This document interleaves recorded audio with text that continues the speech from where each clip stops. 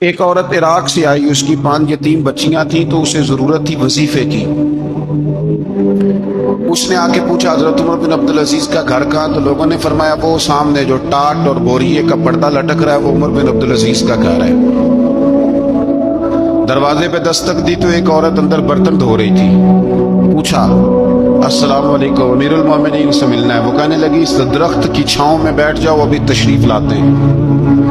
تھوڑی دیر گزری تو حضرت عمر بن عبدالعزیز آئے تو کنویں سے پانی نکال کے نا، سین میں کنواں تھا تو جو جگہ میں مٹی اڑ رہی تھی نا، گرد اڑ رہی تھی، ہوتا ہے نا عصر کے بعد لوگ پانی پھینکتے ہیں، وہاں پانی پھینکنے لگے، چھڑکاؤ کرنے لگے۔ تو تھوڑی تھوڑی باتیں وہ خاتون آپ سے کرنے لگی تو وہ جو عورت آئی تھی نا، وہ کہنے لگی تم غلام سے باتیں کر رہی ہو، تمہیں پردہ کرنا چاہیے۔ کہنے لگی یہ غلام نہیں، یہ میرے شوہر ہے اور یہ امیر المومنین عمر بن عبدالعزیز ہے۔ کہنے لگی یہ عمر بن عبدالعزیز ہے؟ کہا ہاں یہ عمر بن عبدالعزیز ہے۔ تو وہ خاتون حاضر ہوئی، کھجوریں اس کو دی گئی کھانے کے لیے۔ اس نے کہا حضور میری 5 یتیم بیٹیاں ہیں، مجھے وظیفہ چاہیے۔ جناب عمر بن عبدالعزیز نے ایک بیٹی کا نام پوچھا، ولدیت پوچھی، وظیفہ لکھا۔ عورت کہنے لگی اللہ تیرا شکر ہے میری بچی کا وظیفہ لگ گیا۔ دوسری کا نام پوچھا، ولدیت پوچھی، عمر پوچھی، وظیفہ لگایا، اللہ تیرا شکر ہے میری یتیم بچی کا وظیفہ۔ 4 بچیوں کے وظیفے عمر لکھتے رہے، خاتون اللہ کی حمد کرتی رہی۔ 5ویں کا لکھنے لگے تو کہنے لگی میں نے زمانہ بڑا دیکھا ہے پر عمر بن عبدالعزیز تیری طرح کا بندہ نہیں دیکھا۔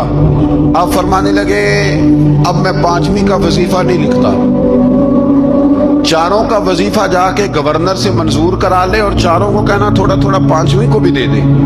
حضور کیوں نہیں لکھتے؟ فرمایا جب تک تو حمد کے لائق رب کی حمد کر رہی تھی میں وظیفے لکھ رہا تھا، اب تو نے میری تعریفیں شروع کر دی۔ اپنی تعریف پر کیسے وظیفہ لکھوں؟ وہ تو حمد کے لائق ہے، اس کی حمد ہونی چاہیے، لیکن میں اپنی تعریف پر، اپنی خوشامد پر میں نہیں لکھتا۔ جا اللہ تعالیٰ تیرے لیے بہتری کرے۔ وہ خاتون کہتی ہے میں وہاں سے آئی، مجھے مہینوں لگ گئے، سفر لمبا تھا، عراق پہنچی تو عراق کے گورنر کو جب میں نے وہ روکا دیا تو ان کی چیخیں نکل گئی، تڑپ کے روئے۔ میں نے کہا کیا ہوا؟ کہنے لگی بی بی جس نیک آدمی نے تجھے یہ لکھ کے دیا تھا نا، چند دن ہوئے ان کا انتقال ہو گیا۔ عمر بن عبدالعزیز پردہ فرما گئے۔ وہ خاتون پھر روئی، کہنے لگی یتیم بیٹیوں کا اب کیا بنے گا، اس رکے کا کیا بنے گا؟ تو آپ فرمانے لگے بی بی جب امیر عمر بن عبدالعزیز جیسا ہو تو گورنروں کو بھی اللہ کچھ توفیق دے ہی دیتا ہے۔